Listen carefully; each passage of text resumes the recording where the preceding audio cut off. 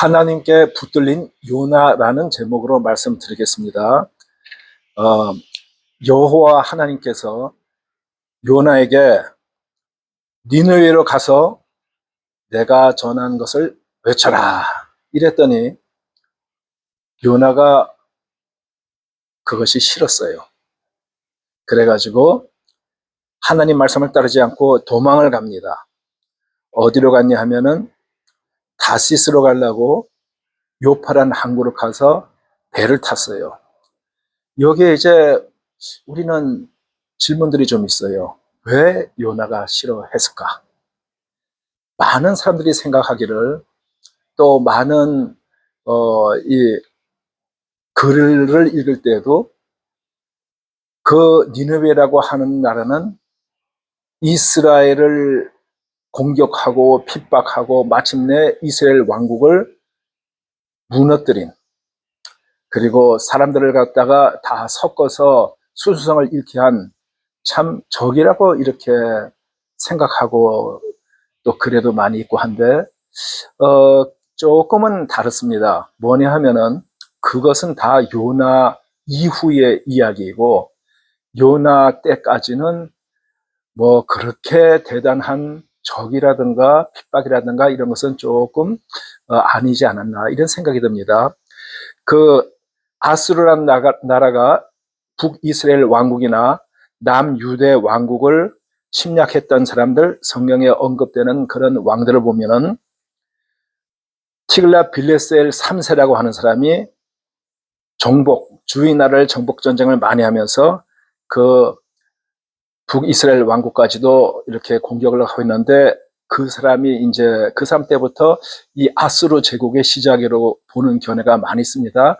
이 인류 최초의 제국이라고 하면은 이제 보통 아카드 제국, 그리고 이 아수르 제국. 그러니까 그 최초의 제국 중에 하나인데, 그 디글라빌레셀 3세도 요나 이후의 사람이고, 또 우리가 기억하는 살만 에셀 5세, 그 사람은 사마리아를 3년 동안 포위해가지고 사마리아 성중에 먹을 것이 없어서 뭐 사람을 잡아먹고 엄마가 자기가 난 젖먹이를 잡아먹고 이런 것들이 다 있어요. 어떻게 그런 것이 가능한가라고 우리 상식으로는 도저히 이해를 할 수가 없지만, 역사에서는 성경 중에도, 성경 아닌 역사에도 그런 적이 상당히 많이 있습니다. 사람이 3일 굶으면 눈이 뒤집히고 저 미친다는 그런 말이 있는데, 너무 배가 고플 때는 우리의 상식으로 도저히 이해할 수 없는, 뭐 가까이로 하면은 그 소비에트가 히틀러한테 그 레닌그라드가 포위되어 있을 때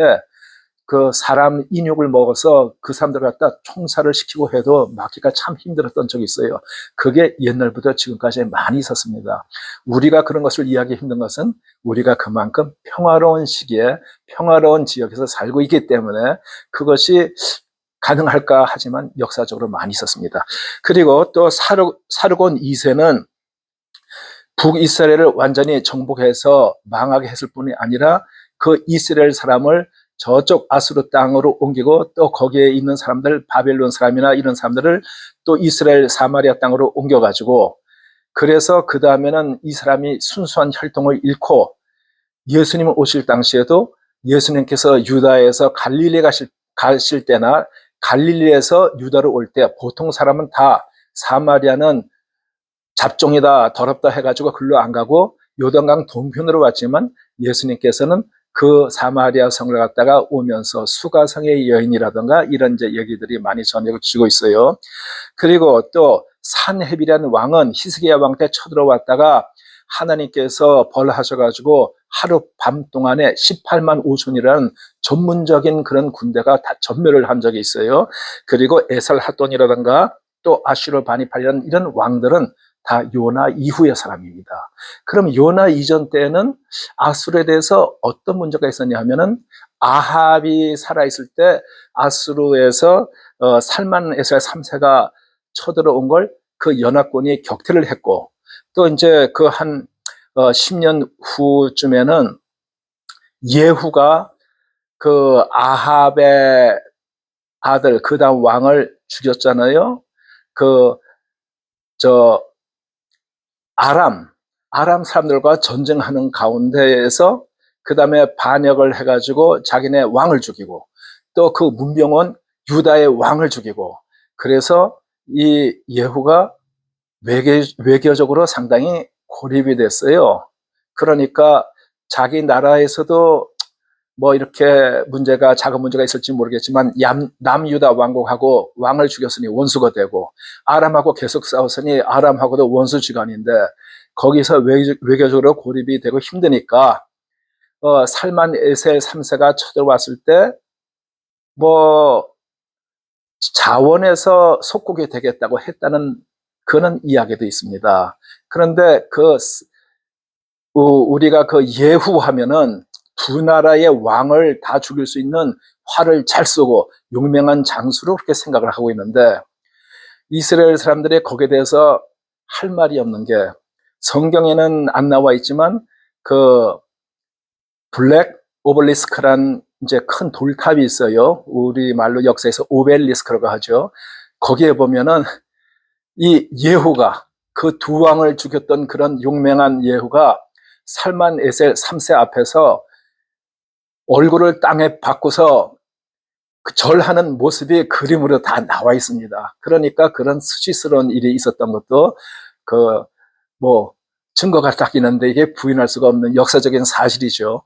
그런데 그 예후 때에는 아수르의 조공을 바치고 이제 그러고 있었으니까, 요나 때 와서 그것을 보면은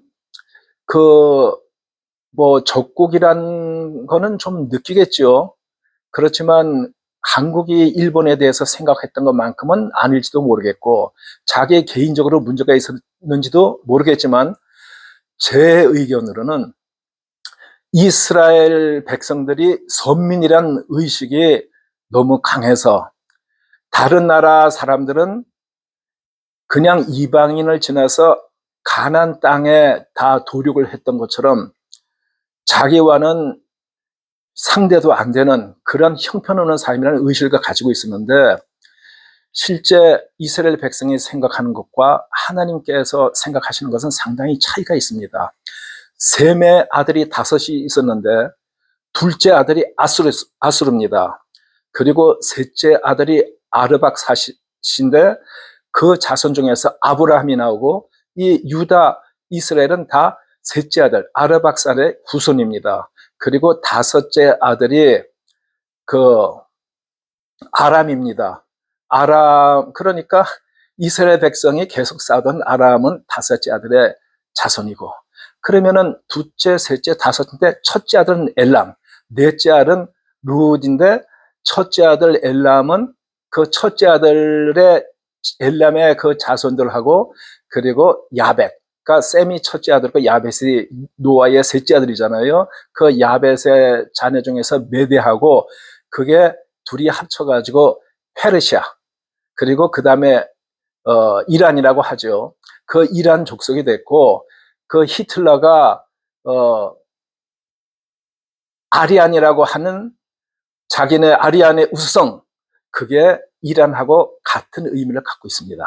그리고 또 인도의 드라비다족이 먼저 살고 있었는데, 그 사람들은 이제 흑인 계통이었는데 북쪽에서 백인 계통의 아리안 족속이 쳐들어가지고 정복하고, 그 다음에 거기에는 뭐 카스트 제도니 뭐니 만들었는데, 그 아리안이 또 이렇게 비슷한 계통입니다. 그래서 우리가 그 역사를 보면은 역사에도 다 서로 관계가 있고, 하나님께서 아담 만드신 이후로도 우리가 상상하듯이 상상 그런 정도 아니고, 성경에는 그 이름들이 다 나와 있고 상당히 구체적입니다. 그런데 이 아수르에 대해 가지고 이 하나님께서는 그 사람들도 다 노아의 자손이에요. 하나님께서 아담을 만드시고 인류가 다 죄를 범해서 노아 홍수로 심판을 하시고, 노아의 8명 되는 가족이 세상에 다시 살아남아서 그 자손을 전해오고 있었는데, 그러니까 지금 세상에 있는 모든 사람은 다 노아의 자손이란 얘기예요. 그 중에서 셋과 그 다음에 함과 야벳, 그랬는데 그 셋의 아들 중에서 5 중에서 둘째 아들 아스루, 셋째 아들 아르박사, 5째 아들 제가 이게 기억력이 이제 자꾸 나빠지네요. 아람.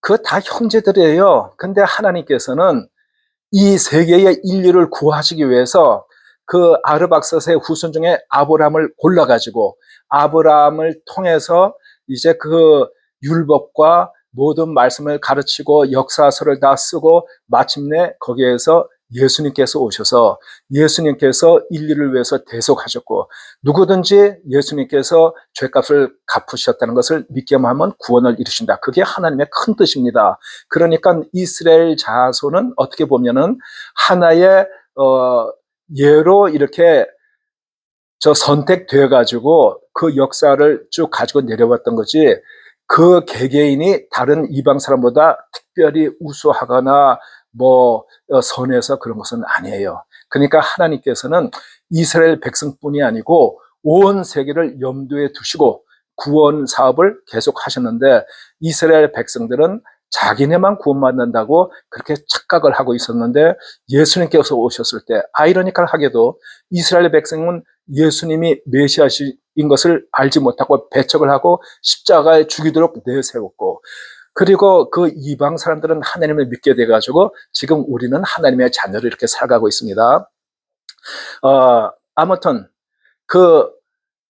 이 요나가 하나님의 명령을 받고 그게 싫어서 도망을 갑니다. 그래서 다시스라고 하는데 이제 다시스도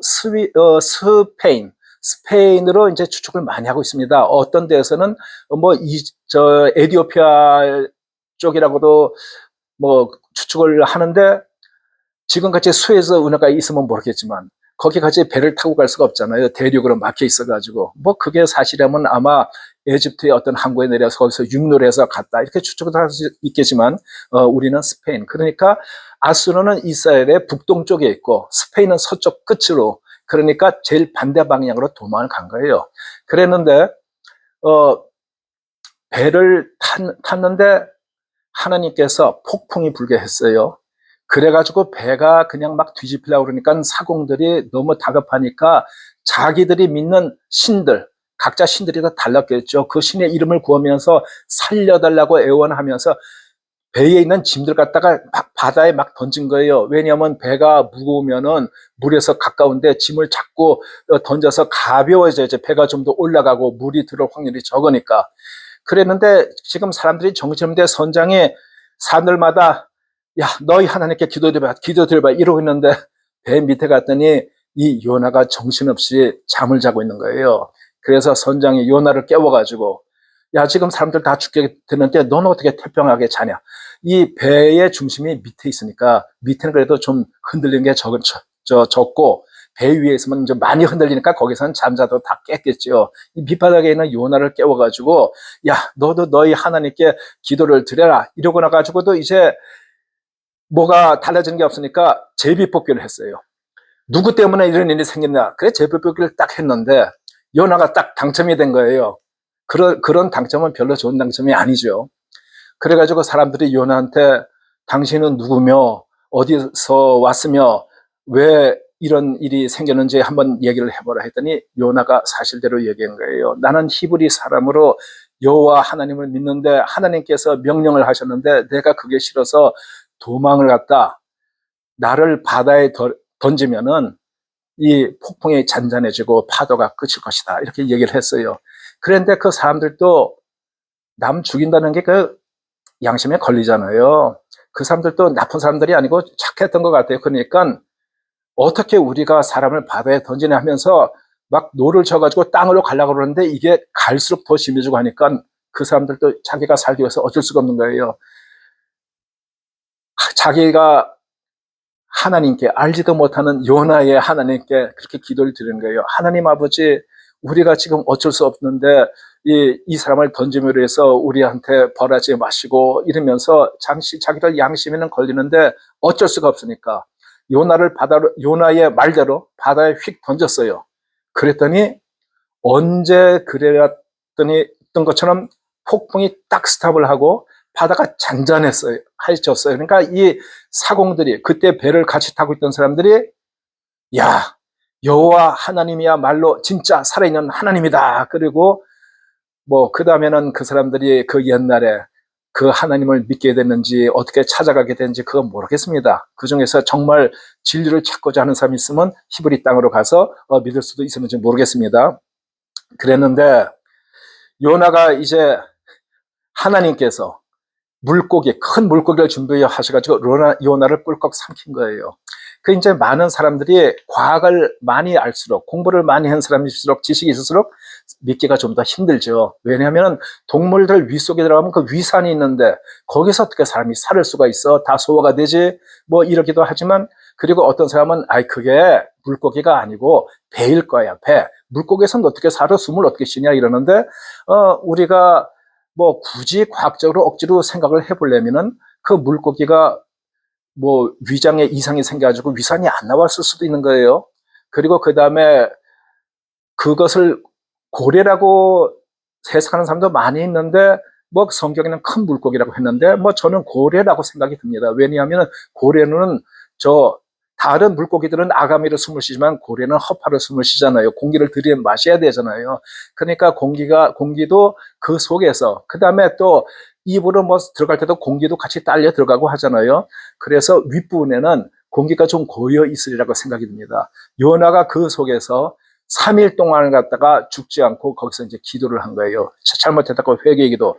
1장에는 거기까지의 얘기가 나오고, 요나서 2장에는 요나가 기도한 거 몇 군데 말씀드리면은, 물이 나를 둘러싸되 영혼까지 하여 싸우며 기품이 나를 애웠고 바다풀이 내 머리를 쌌나이다. 그러니까 미역 같은 것이 머리에 다 엉켜 있었겠죠. 거기 캄캄해서 뭐 보이를 합니까? 내 영혼이 내 속에서 피곤할 때에 내가 여호와를 생각하여 쌌더니 기도가 죽게 이르렀나이다. 자기가 완전히 죽음 앞에서, 그런 죽음이랑은 사람이 경험해 볼 수가 없는 거죠. 그 완전히 진짜 죽다 사는 거죠. 그 죽음에서 하나님께 기도를 했다는 얘기예요. 감사하는 목소리로 주께 제사를 드리며 나의 소원을 주께 갚겠나이다. 구원은 여호와께로서 말미암나이다. 거기에서 하나님께 불평하지 않고 자기가 완전히 자포자기한 상태지만 그래도 감사를 드리면서 기도를 했다는 얘기예요. 그리고 구원은 오직 여호와께로부터 말미암다. 이렇게 했더니 하나님께서 그 물고기가 확 구토를 하게 해가지고 육지에다 확 토했는데 요나가 그때 이제 튕겨 나온 거예요.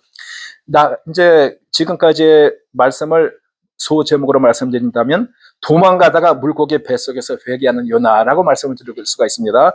그럼 두 번째는 이제 뭐냐면, 요나의 경고를 듣고 회개하는 니느웨의 백성. 그게 요나서 3장에 있는 말이에요. 뭐냐 하면은, 하나님께서 요나에게 니느웨에 가서 외치라고 한 게 무엇이냐 하면은, 40일이 지나면 니느웨가 무너지리라. 40일이 지나면 니느웨가 무너지리라.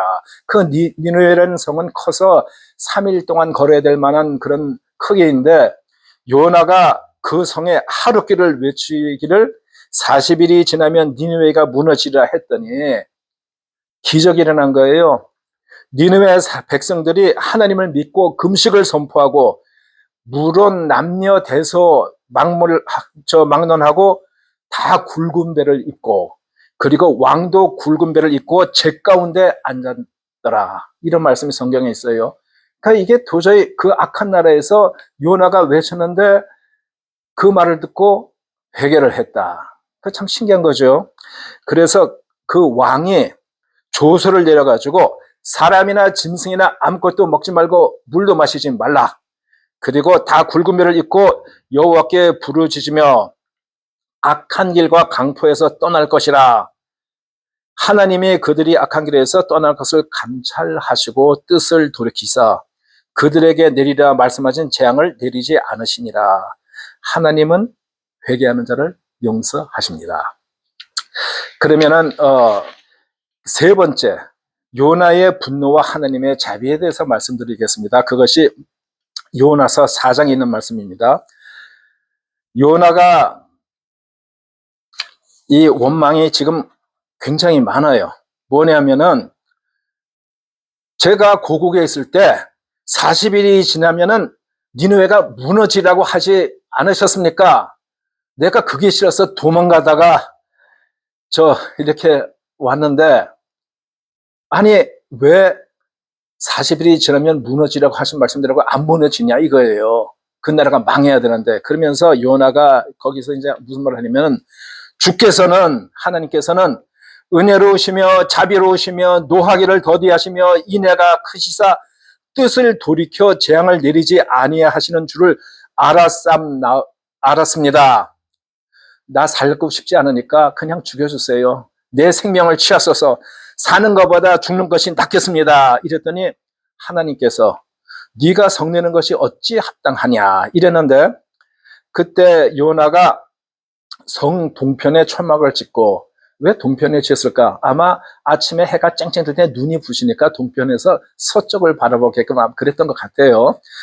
그 그늘 아래서 있었는데, 이제 성읍이 어떻게 되나 보냐고 하나님께서 진짜 쳐가지고 저것이 그냥 멸망을 하는지 부서지는지 보려고 앉아 있었는데, 하나님께서 박농쿨을 갖다가 쭉 자락에 있어서 요나한테 그늘이 지게 했더니 요나가 너무 기쁜 거예요. 우리가 떼역볕에서 어떤 천으로 장막을 쳐도 썩 시원하진 않을 거예요. 그 장막도 열을 받아서 그것도 덮고 할 텐데, 거기에 식물을 심으면 어떻게 됩니까? 식물이 햇볕을 받으면 광합성을 할 거 아니에요. 그러니까 거기에 에너지가 들어가니까 에너지를 컷하니까 그 밑에가 훨씬 더 시원하지 않겠습니까? 그 박넝쿨에 요나가 시원해가지고 너무 기뻐했어요. 그랬는데 이튿날 하나님께서 벌레가 박넝쿨을 갖다가 다 먹게 했어요. 그게 시드니까 아침에 해가 뜨는데 요나 머리에 그냥 뜨겁게 비치니까 요나가 이제 또 화가 난 거예요. 짜증이 난 거예요. 하나님 아버지, 나 죽여주세요. 죽기를 구한 거예요. 그랬더니 하나님께서 뭐라고 요나한테 말씀하셨냐면은, 네가 박농쿨로 인해서 성냄이 어찌 합당하냐. 그랬더니 이 요나가 이제 아주 반항을 하는 거예요. 내가 성내어 죽기까지 할지라도 합당하니이다. 이 참 욥과 같은 사람은 자기 아들이 열이나 순식간에 죽고 모든 재산이 다 날아가는데도 하나님께 원망하지 않았어요. 자기가 자기 자신을 저주했어요. 왜 내가 세상에 태어났나? 그때 왜 죽어서 나오지 않나? 이러면서 했는데, 이 요나는 그거보다 훨씬 덜할 것 같은데, 더군다나 얼마 전에 물속인 뱃속에 들어가가지고 살려달라고 애원했던 사람 아니에요. 그 사람 나와가지고 또 사람을 하니까, 내가 성내어 죽기까지 할지라도 합당하지 않으니까 완전히 하나님께 그냥 노골적으로 불만을 토한 거예요. 그랬더니 하나님께서, 야, 네가 수고도 아니했고 기르지도 아니했는데 하룻밤에 생겼다가 하룻밤에 망한 이 박농쿨을 네가 그렇게 아끼냐? 야, 이 니느웨에는 좌우를 분별치 못하는 자가 12만 명이다. 좌우를 분별하지 못한다. 어린아이란 얘기예요. 오른쪽 왼쪽이 뭔지도 모르는 애들. 그런 애들만 10만 명이 넘으니까 전 인구가 얼마나 많겠어요. 그런 아이들이나 육축이나 이런 것이 다 맡기는 그렇게 많은데, 내가 아끼는 것이 어찌 합당치 아니하느냐. 그러면 그 다음에 요나가 어떻게 됐어요? 그건 모릅니다. 하나님께서 이 말씀하면서 요나서가 딱 끝이 납니다. 요나는 니느웨가 회개하여 하나님이 용서하신 것이 싫어서 니느웨에 가기를 거부하고 다시서 도망가는데, 하나님은 여기서 보시듯이 악인이라도 진심으로 돌이키면 기꺼이 용서하십니다. 그러면 네 번째, 예수님께서 말씀하신 요나의 표적에 대해서 생각을 해보겠습니다. 예수님께서는 마태복음 12장에서 악하고 음란한 세대가 표적을 구하나 요나의 표적 외에는 보여줄 것이 없다고 말씀하시면서, 요나가 물고기 뱃속에서 3일 동안 있었던 것처럼 예수님도 무덤에 묻혔다가 3일 후에 부활하실 것이라고 그렇게 말씀을 하셨는데, 예수님께서는 요나의 표적을 통해서 자신의 죽음, 부활을 예고하시면서 이것이 유대인들에게 구원의 표적을 될 것이라고 하셨고, 그리고 요나서를 인용하시면서 이방인의 구원을 예고하셨습니다. 예수님은 요나의 표적을 통해 자신의 죽음과 부활을 예고하셨고, 이것이 유대인과 이방인들에게 구원의 표적이 될 것이라고 말씀하셨습니다. 그럼 여기에서 예수님의 죽음과 부활이 얼마나 의미가 큰 것이냐? 저는 인간의 역사에서 큰 것이 세 개가 있다면은 이 세상이 시작했을 때, 이 세상이 끝날 때, 그리고 예수님께서 오셔가지고 인류를 위해서 죄 사셨을 때 그 세계를 꼽고 싶습니다. 그 하나님께서 아담과 하와를 사람을 만드시면서 모든 것은 다 가능하게 자유를 주시지만 딱 하나 금하신 게 있어요. 그 선악과를 먹지 말라. 먹으면 정령 죽으리라. 그랬는데 사람이 그것을 순종하지 못하고 유혹에 빠져서 먹고 말았어요. 그때부터 사람들은 이제 원죄를 비롯해서 모든 죄들이 다 죄들을 짓게 됐는데, 하나님께서 사람들을 다 살리시기 위해 가지고 메시아를 보내겠다. 메시아가 보내기까지는 상징적으로 소나 양이나 잡아서 제사를 드렸던 거예요. 그 매해마다 또 매 가정이 예수님께서 자기 죄를 대속하실 것을 생각하면서 그렇게 제사를 드렸습니다. 그것은 상징적인 제사예요. 제사를 드리는 사람이 제사장이었죠. 예수님께서 이 세상의 모든 아담 때부터 예수님이 오실 때까지 끝까지 인류의 죄를 제사하시기 위해서 오셨습니다. 그때 하나님을 기다리던 이스라엘 백성은 예수님께서 메시아이신 줄 알지 못했어요. 그래서 예수님을 시기해가지고 십자가에 못 박혀 죽이자고 할 때 제일 앞장선 사람이 그 해의 대제사장인 가야바였습니다.